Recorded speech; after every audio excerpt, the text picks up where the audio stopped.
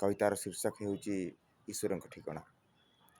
हे ଈଶ୍ୱର କହିଦିଅ ତୁମ ଠିକଣାଟି ଥରେ, ପଡ଼ି ରହିଛି ଅନେକ ଲେଖିଥିବା ଚିଠି ତୁମରି ନାଁରେ, ଠିକଣା ଭାବରୁ ମୁଁ ପାରୁନି ପଠେଇ।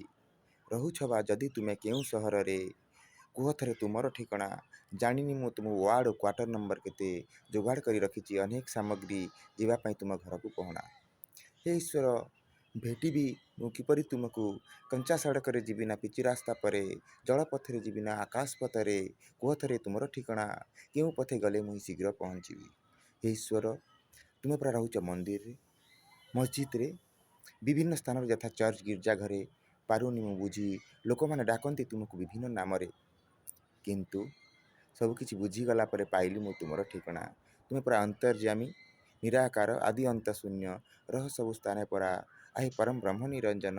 ପାଇଲି ମୁଁ ତୁମର ଠିକଣା, ଦୃଶ୍ୟ ହେଲା ପଥ ତୁମ, ହେ ଈଶ୍ୱର ହେବିନି ବାଟବଣା।